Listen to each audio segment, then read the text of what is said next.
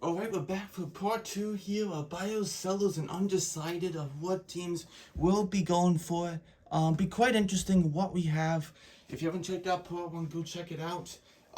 This is part 2 for sure. So, here we go. Moving on now to what we have next. Buyers, sellers, and undecided. So, moving on now to the next team. This team actually, as of right now, was 7-3 and something. And that's the Philadelphia Flyers.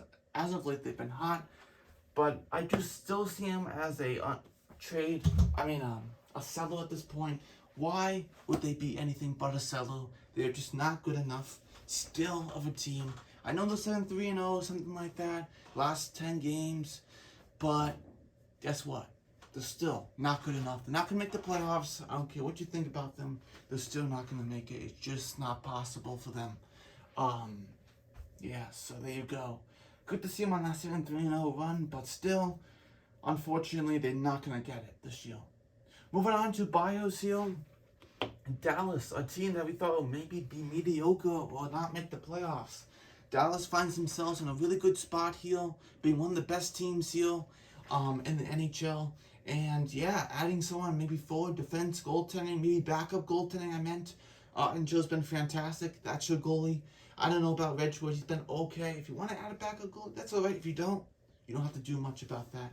You can just leave it as it is for sure. But we'll see what happens for sure. Moving on now to the next team we have.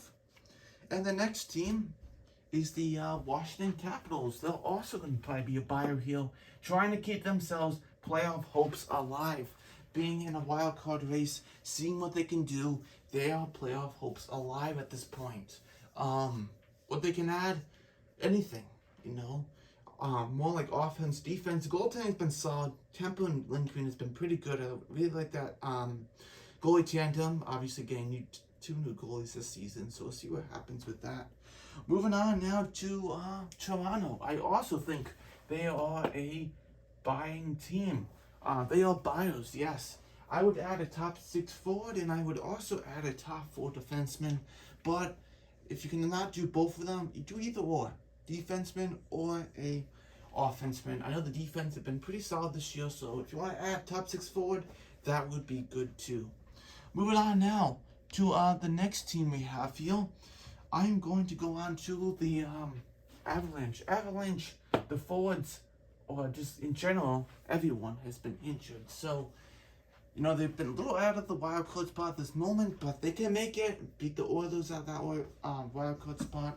But things can change for sure. See what happens for the Colorado Avalanche, a team that won the Stanley Cup last year. They're a solid team, a really good team, but they're just injured this year. So we'll see what happens for sure, what they can add here. Moving on to Carolina, this is definitely a buying team, or buyers at the deadline. Is Carolina one of the best teams in the NHL this year? They're really good in all aspects of hockey, forwards, defense, goaltending. If they want to add something, just add it. I'm sure they would love to do that. And yeah, for sure. Moving on now to the Vancouver Canucks. Right now, they find themselves undecided.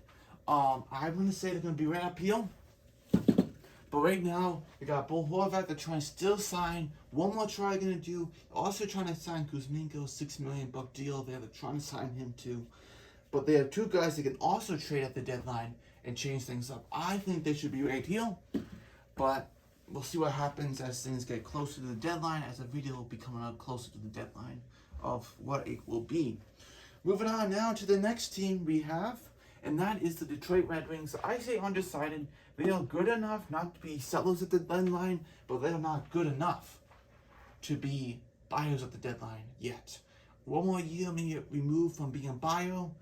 They start off solid, kind of tear it off, but maybe the backup here soon. They need to get on a run if they want to do anything here, for sure.